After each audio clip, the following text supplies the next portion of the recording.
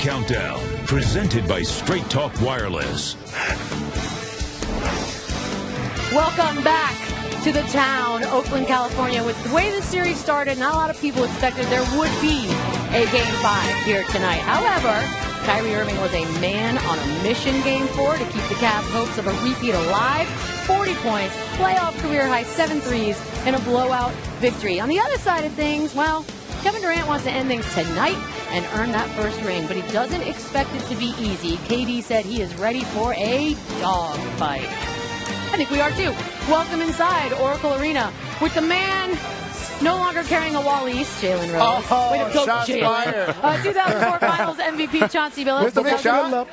What'd you do with it? Did you just trash it? I just threw it over there. Probably best. 2008 Finals MVP, Paul Pierce. Truth. My name is Michelle. We're not. Luckily, we don't get paid by prediction because nobody would be up here today. Perfection no longer on the line for Golden State. However, there is a chance to exercise the 3-1 demons. Yes, it is. Warriors have heard those two numbers more than they would like for the past year. Steph Curry has said he's still haunted by Game 7. Draymond Green said there's no added pressure to win tonight to avoid the Cavs extending the series like last year. I find this part of the whole thing interesting because of the psychology of the whole thing. So Draymond said what he said, and it sounds good, but is tonight must win if you're the Warriors? It's not a must-win for the Warriors. It's a must-win for Cleveland. Because if Cleveland loses, well, thanks, out. Captain Literal. No, but this is the thing. They got room for error. But I will tell you this. Are we serious right now? I will tell you this. If the Warriors lose tonight, they're going to need some antidepressants on that flight going back to Cleveland. Paul, just get this let me save you. Let me save you, please. Pete. Yes, this is an absolute must-win for the Warriors. Because of the psyche. Paul, you talked about the antidepressant. They were in this position a year ago. They want to show their maturity. They want to win it for their fans that come out every single game and sell out. What a better way to say there's no better way to say thank you than to win it on your home floor. So, yes, this is a must-win for the Warriors because if they don't, we got action and there's some problems. It's going to be some problems, Pete. Hey Paul, you're right. The truth hurts. And Mr. Big Shot, 126 times a team has led in the playoffs 3-0. You know how many times that team has went on to win the series? But guess what? It's not 3-0 anymore, Jalen. It's 3-1. 100% of the time. But this is deja vu. That has to it's not deja vu. It's the difference between having to win 3 straight games and 4 straight games. Okay. Especially with a team that now has Kevin Durant on it. One that hopes that Draymond Green doesn't get suspended. I don't think the Warriors it's a must-win, but understand the stakes is that they feel like they can win in Cleveland. That was a really close game in Game 3. They got beat down in Game 4. If they don't win today, they got to stick to their principles and feel like they can go back and win a game on the road. I mean, I agree with you, but Chauncey. Talk to me, Pete. Talk to me, Pete. Hey, the Golden State Warriors haven't lost 2 or 3 straight games all year long. I don't see them losing. They haven't. But it is definitely not a must-win for them. It's a must-win for Cleveland. Literally, it's like not. Literally, they got They got 3 times to win one game. Literally. But see, this is the reason they bring Kevin Durant in. If they do lose, Kevin Durant is not coming in this game thinking 3-1. It's in his mind. He has anxiety. You know what? Let me stop you there. Maybe the rest of the guys do. Let me stop you there. Here's why. Let's not act like KD didn't get walked down 3-1 last year. He did. He did. He just wasn't on this team. Not by Cleveland. Right. He know what it feels like. It won't haunt him as much as it'll haunt them. You don't think there's some value to the psychology or sort of the we're back in this position again? No doubt about it. Because listen, if Golden State loses for the next 3 days, they're going to be hearing from us. They got to hear from all the media outlets talking about the ghost of LeBron's past. The ghost. The momentum is a real thing. Oh, man. By the way, you want to win at home. How about I don't know if you saw the Penguins last night win on opponent's ice, but it's just awkward. You want to win here. Yeah, I was rooting for PK. That's another subject for another day. Yeah, we can do that later. Now, here's the difference. If this series ends tonight, who's going to win Finals MVP? Kevin Durant. Without a doubt, he wasn't here last year. So this is not last year. This is totally a different situation, and this is why he signed with the Golden State Warriors. For this moment right here. You guys are pretty gutsy to start making predictions again after the last one. LeBron James had another triple-double in Game 4. He always comes up big when facing elimination, averaging nearly 33 points in those games. It'll take another effort just like that from him to get these Cavs back home for a Game 6. And for more on that, we'll send it down to Brian Windhorst. Brian. Well, Beads, you know, the Cavs obviously played a lot better in Game 4, and there was some X and O stuff in there, some pick-and-roll coverage differences and all that stuff. But what got Ty Lue really fired up, what he was really wanting to fix going into that first elimination game, was the way his Cavs were reacting to the challenge and the way that they were letting the Warriors walk all over them. Here's what he had to say to them as they got ready for that important Game 4. Like bringing the physicality, being physical. Our mindset, has to be, winning games and, not smiling back and forth or, talking and playing. I mean, they're coming after us, so we got to go after them. And, I don't see anything funny or anything to smile about, so, hitting and being physical and just saying that they did to us in the first 3 games, we got to do that. And last game in Game 4, I thought that's who we are. Got to be physical. If it's talking trash or, knocking guys on the floor, whatever you got to do, we got to do it. We got to be physical. So what was the result? 4 technical fouls, a flagrant foul, and a Cavs big victory. It drove Ty Lue crazy to watch JaVale McGee fall on the ground in Game 3 and watch LeBron James try to pick him up. And JaVale was like, I'm not letting you pick me up, King James. That's what Ty Lue wanted to see out of his team, and I can promise you that's the same instructions he's giving them to come out and play tonight, especially knowing they're going to be in what probably will be a very hostile environment. Thanks, Brian. I know you guys like that and agree with that. You don't help the enemy up. You never help the enemy up. Absolutely not. Game 4, one that Steph Curry would certainly like to have back. He only had 14, 4 for 13 from shooting tonight. Might be some redemption, but also for last year. Irving and Curry, one-on-one. 3-1. Irving puts it up. It's good! Kyrie Irving from downtown! 1 win away from the improbable. Curry fakes the 3, steps back, crossover, puts up a 3. 1 year to ruminate. And now, 1 objective. Steph Curry, a shot at redemption. NBA Countdown, presented by Straight Talk Wireless. Best phones, best networks, no contracts. Tonight on ABC, Cavs Warriors Game 5 coverage tipped to us. NBA Countdown at 8:30 Eastern. All right, we got some memorable moments from NBA Finals Game 5s, and we're going way back to 76 for this first one. 76. Shot heard around the world. That's the year I was born. That was a terrific game. On the Celtics. Triple OT. One of my favorite coaches. I also played for guard a little bit. Back when you could play with necklaces on. Yeah, good old days. 97. I remember this. Flew live. This is why he's the greatest. He can play hungover, tired, and even sick, and get you 45. Thank you for saying the first thing first. Excuse me, it was a flu, you guys, and I will not be told otherwise. Oh no, it's food poisoning. Stop talking. I mean, he was out. 2005, Chauncey, you want to take us through? Don't double the corner, She. Don't leave Robert Horry open. Hey, She, you can't leave it a set. Hey, She, you can't do that against Klay Thompson now. I give up. I'm done. Don't leave Robert. I'll be honest though, Robert Horry lost a lot of Spurs fans this week when he said that Hakeem is 20 times better than Tim Duncan. Oh, goodness. Anyways, he played with both of them.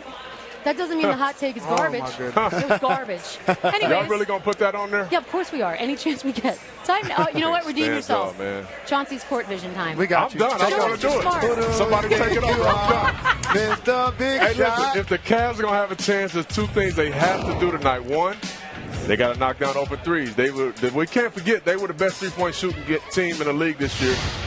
Look at Kyrie. You got 1 guy to read in this play. You know they're going to come and double you. You're going to read Draymond Green. Tristan does a very good job of taking him away, rolling hard down the paint. And look at all this space and the area that LeBron James has to take a rhythm. He might as well spin the ball, lick his hands. Good job, Tristan. Dust his feet off and knock down a shot. This is a guy you don't want to see making 3-point shots. And now we look at here, the defenders out here guarding 2 really good offensive players. But seriously, why are you guarding Tristan that close, this is that far away? This is an unlikely playmaker right here. This is Tristan. Draymond Green is built to take away layups, protect the paint. But the problem is he's guarding a knockdown 3-point shooter in Kevin Love, who really got going in this game. Look at Tristan. I'd rather give Tristan the layup, by the way. But we won't talk about that. Now you got Tristan again. in the pick and roll, trying to get KD off of him. Is that a moving screen? Maybe. But this is the NBA Finals. Steph Curry, you're the small defender. You have to get there and tag Tristan. You're going to put Draymond Green in a tough position here. You got Kevin Love and J.R. Smith, and the best playmaker maybe in the game. And LeBron James makes a great play, puts them in a tough spot. They have to do that. And let's look at the effort on this play. This is something else they have to do. This is a jump ball situation. Look at RJ. Takes away the layup and also blocks the shot, gets on the ground, gets up really quick, gets back in the scrum. Now look at LeBron. Takes away a dunk. Iman Shumpert on the closeout. He tries to run him off. Two people contest that. LeBron on the – this is the way that they have to play, consistent effort every single possession if they want to have a chance to extend this series. Great breakdown. Multiple efforts, helping the helper, running them off the three-point shot, and making the open three-point shot. But the Cleveland Cavaliers, they had a record-setting performance in the previous game. Yeah. I mean, they shot the ball record-setting. And the one thing I didn't understand, why did they double LeBron past the three-point line, which led to Tristan Thompson in the middle to either dunk the ball or find open threes? If you're guarding LeBron at the top in the pick and roll, LeBron is great. But you can go under him. You don't have to trap him. He's one of the best passing players that we've ever seen in the trap. I think that was a mistake. And it led to open threes. I think they were showing and trying to get back, and he stayed too long. There's no real reason to trap LeBron all night right they there. were trapping him. Like, you don't have to trap LeBron. I mean, he's going to do him anyway. I would guard him. I would go under the screen. You want LeBron shooting three-pointers. You don't want him making decisions to where he's finding guys in the corner, finding guys underneath wide open. You got to be able to play him straight up a little bit better. I mean, he's getting a triple-double anyway. So stop the other guys. And you alluded to something. Tristan Thompson's in the middle of the floor as a playmaker. You got to make him a finisher. Oh, man. He was in the NBA and switched with hand he was going to shoot with. You got to make that guy actually be a finisher as opposed to kick it out to an open three-point shot. So obviously that game by Cleveland was a performance for the ages. Pretty good game for it. Kept their repeat dreams alive. They did break several finals records in the victory. I broke my Wally's too. Yeah, you did. Most points in a quarter and in a half. They also had the most made threes for a half in a game. And perhaps most impressive of all is the 137 points were the most when facing elimination in finals history. So we've had some hours now to sort of ponder what we saw. Okay, but we went from sort of like, well, this Cavs team just doesn't have enough firepower to now like, oh, right, I forgot. They're well, great. here's the thing that happened in Game 3. They've had the same firepower. They just wasn't making the three ball. They got shots. They just didn't make it down. They just didn't go down and knock it down. But we saw a classic thing happen for the Cleveland Cavaliers. Their role players didn't bring suitcases when they came to Golden State previously. All of a sudden, J.R. Smith goes home. He makes 5 threes in both games. Tristan Thompson has 10 rebounds and 5 assists. Kevin Love scores 23 points and makes 6 threes. Will they bring their game to Oakland tonight? That's going to be a key. We shall see. Draymond Green has not been performing up to his all-star standard, shooting 36% from the floor. Perhaps being back here in Oracle will help turn it around for him. I'm sure they're hoping that. Come on, Day-Day. We got to get them numbers together, homie. Aerial coverage. Town business. That's what they call it. Town business. Bay Area. See, I don't understand why they got the city on their jersey. NBA Countdown, presented by Straight Talk Wireless. Best phones, best networks, no contracts. Our next ESPN 30 film is Celtics Lakers Best of Enemies, chronicling the rivalry between these two storied franchises tomorrow and Wednesday at 8 Eastern on ESPN. Also, rivalries are good for the game. I like them for everything. Absolutely. Draymond Green is the emotional leader of this Warriors team, but Game 4, his emotions nearly led him to multiple technicals. His play, not great either. Offensively, he's shooting just 25% from 3, and on defense, he gave up 29 points in Game 4. I do love that part, not going to lie, Paul. What's more concerning, the outburst or his actual play? I think it's outburst, because this is the one thing.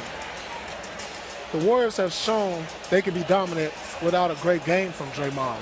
I mean, he hasn't played well. They're up 3-1. So if he could just keep his attitude under control, but what they do fear is if Draymond gets 2 technicals, he's thrown out, maybe suspended for another game.